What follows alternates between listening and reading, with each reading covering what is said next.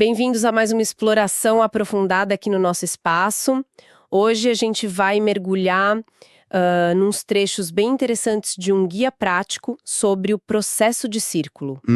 É um material, assim, pensado para assistentes sociais, educadores, mas olha, os princípios servem para qualquer grupo, né? Totalmente. É bem universal. A nossa missão aqui é tentar pegar a essência disso, sabe? O que faz ele ser diferente, como funciona. E tem uma coisa que me chamou muito a atenção logo de cara. O quê? A ideia de um objeto físico, o tal objeto da palavra, que consegue, tipo, democratizar a conversa de um jeito que força uma escuta diferente. Parece simples, mas, né? É isso aí. Essa é uma sacada genial do círculo. Então vamos desempacotar isso. Vamos lá. Acho que o ponto central, como o guia mostra, é essa ideia de criar um espaço intencional, um lugar onde segurança, respeito, conexão, isso tudo não é só discurso, sabe? Certo. É algo construído ativamente antes de entrar no tema principal. É uma inversão de prioridade bem clara em relação a outras abordagens. Faz sentido. Em vez de ir direto ao ponto. Exato. Em vez de focar logo na tarefa, no problema, você dedica tempo, energia para construir a base do relacionamento. E não é perda de tempo, é na verdade estratégico. E aí entra o objeto da palavra como a ferramenta mais, digamos, visível dessa estratégia. A mecânica é básica, né? Quem tá com o objeto fala, Isso, os outros escutam. sem interromper. E tá tudo bem passar o objeto sem falar nada. Parece bobo, mas o guia dá a entender que o impacto disso é uau. Imenso, sem dúvida. Essa simplicidade é o que funciona. Primeiro, organiza o fluxo, né? Evita aquela confusão de todo mundo falando junto. Sim, o caos. E segundo, e aí tá o pulo do gato que você falou, ele nivela as coisas.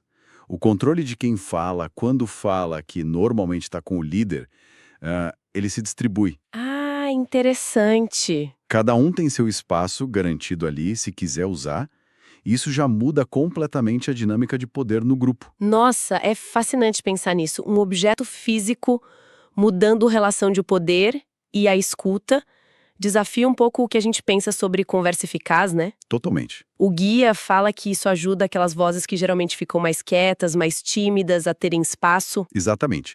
Como garante um turno para cada um e não se incentiva a interrupção, cria um ambiente onde pensar antes de falar é valorizado. Sabe? A pressão para responder na hora diminui. E o guia é bem claro nisso.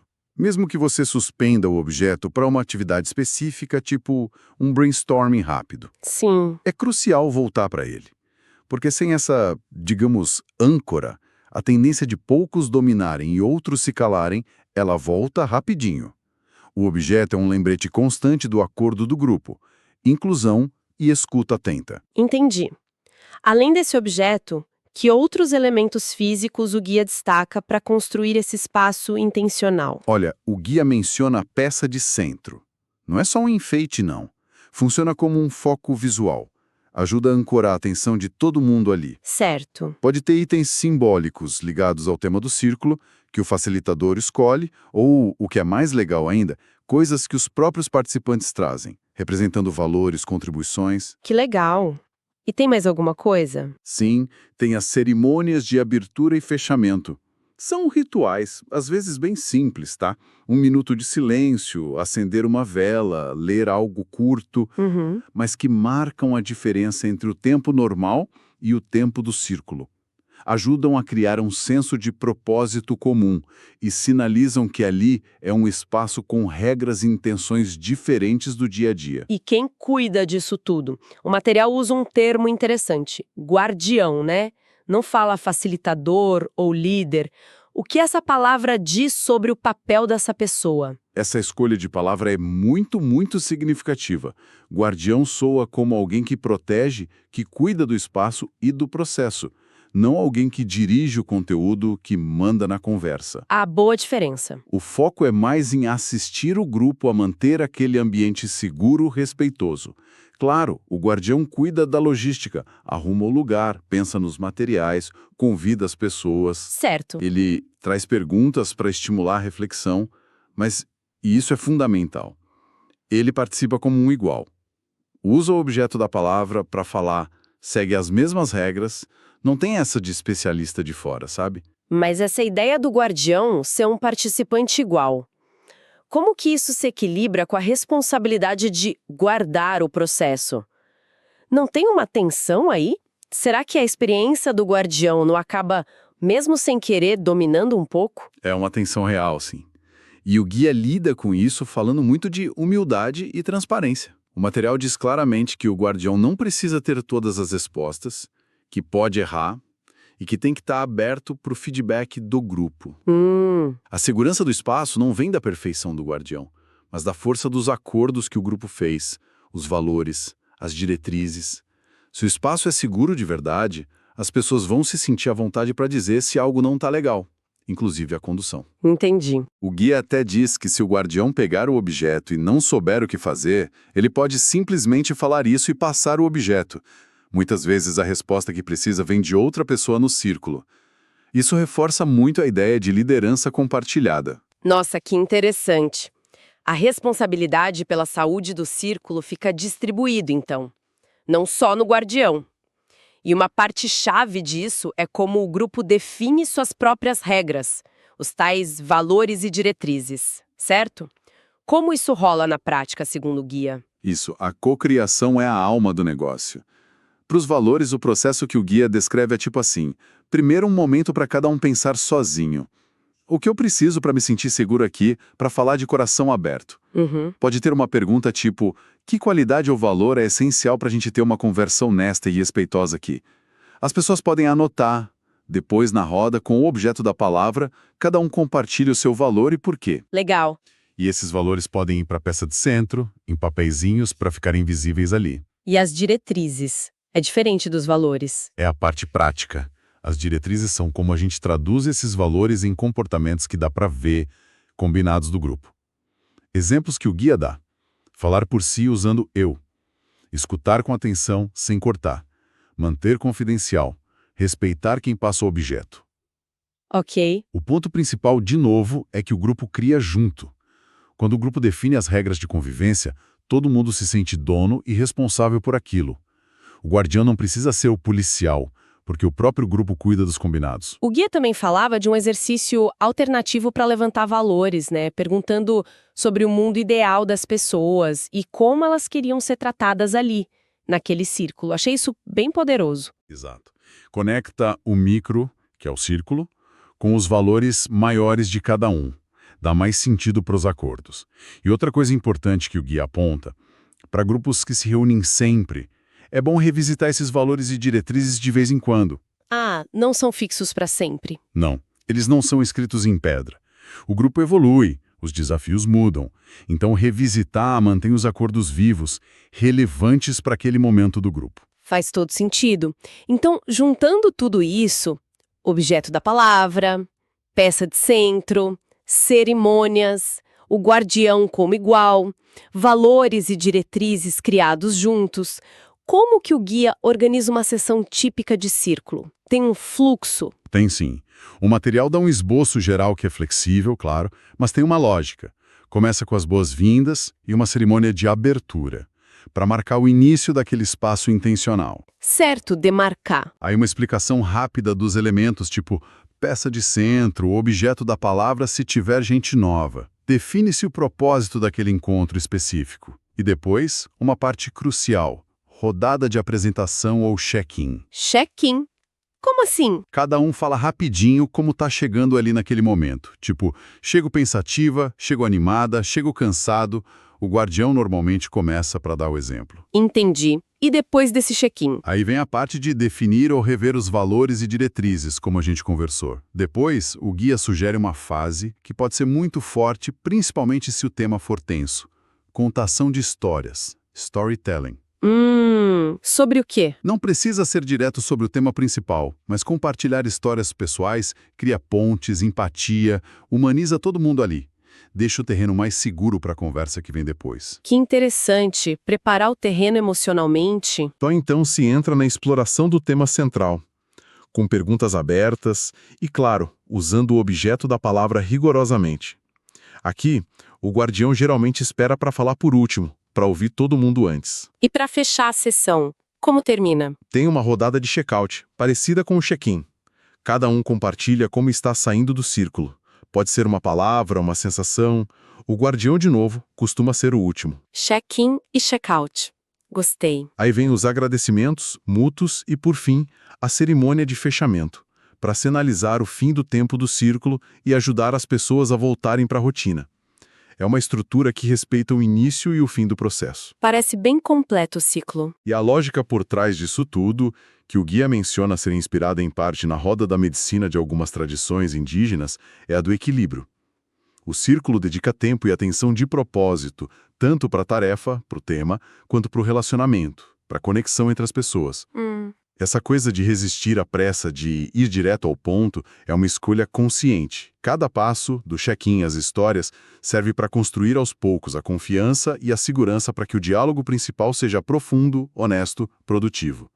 Reconhece que a qualidade da relação afeta diretamente a qualidade da conversa. Fica muito claro que a preparação do guardião é essencial para isso tudo funcionar bem. O guia entra bastante nesse detalhe, né? Não só a logística para cada círculo, mas um trabalho interno constante. Sim, são duas frentes. O planejamento prático, quem vai, onde, quando, que objeto, que centro, que cerimônias funcionam para esse grupo. Que perguntas vão abrir a conversa sobre o tema. Isso é uma parte. Certo. Mas tão importante quanto é a autopreparação do guardião. O guia fala em cuidar das dimensões física, sono, comida, exercício, e emocional, se conhecer, lidar com os sentimentos, mental, aprender, refletir, mas sem ficar analisando demais o círculo depois, e até espiritual. Espiritual? Como assim? Tipo, práticas que te conectam com algo maior, um propósito. Pode ser meditação, passar um tempo na natureza. Coisas que ajudam a pessoa a não ficar só no racional. Isso exige um autoconhecimento bem profundo, imagino, para identificar os próprios gatilhos, as reações automáticas que podem pintar numa conversa difícil ali no círculo. Exatamente. Conhecer seus padrões, seus gatilhos, é chave para poder escolher uma resposta consciente em vez de só reagir no calor do momento. O guia sugere coisas simples para se centrar antes de cada sessão. Respirar fundo, caminhar um pouco, ouvir uma música calma, ficar em silêncio uns minutos.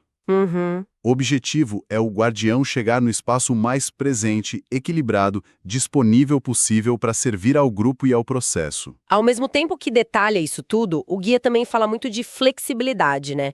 Que os modelos são um ponto de partida, não uma receita de bolo para seguir à risca. Perfeito.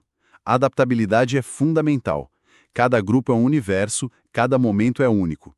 O bom guardião sente o clima do grupo, ajusta as perguntas, as atividades, as cerimônias. Mas tem um limite para essa flexibilidade, imagino. Tem sim.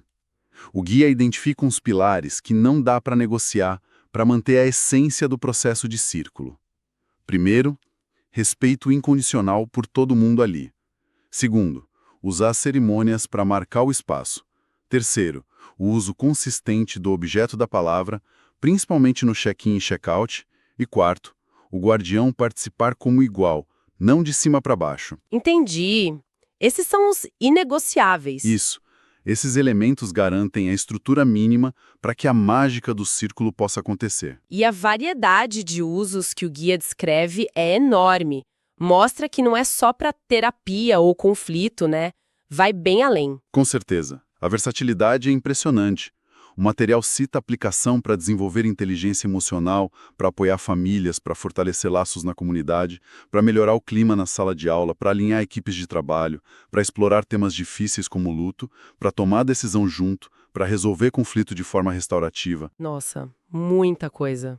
E até para cura e apoio em vários contextos. Mostra que serve para qualquer lugar onde comunicação de verdade e relação forte sejam importantes.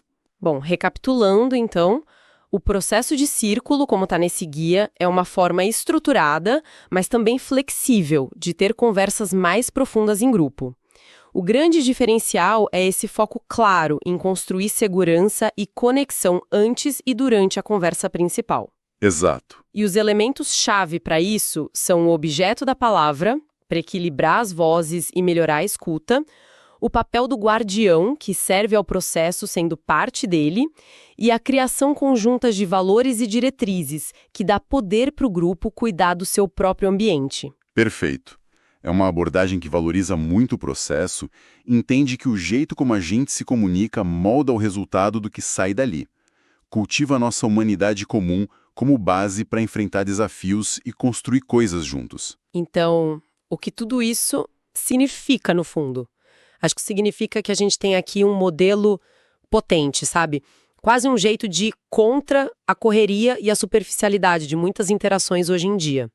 É um convite para ser mais intencional sobre como a gente se junta, como a gente se ouve, como constrói confiança. E isso me puxa para uma última reflexão, talvez algo para quem está nos ouvindo pensar a respeito.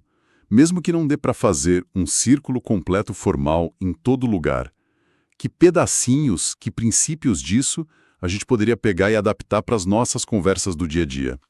Boa pergunta. Pensa numa reunião de equipe, num jantar de família, num debate na escola. Como seria se, sei lá, a gente garantisse um momento para cada um falar sem ser interrompido, talvez até passando um objeto simbólico? Interessante. Ou se no começo de uma conversa importante a gente parasse 2 minutos para perguntar: como a gente quer se tratar durante essa discussão?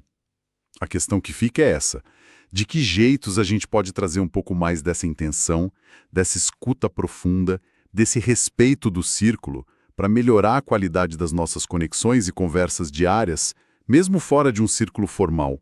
Como pequenas mudanças na estrutura podem gerar grandes mudanças na dinâmica dos relacionamentos,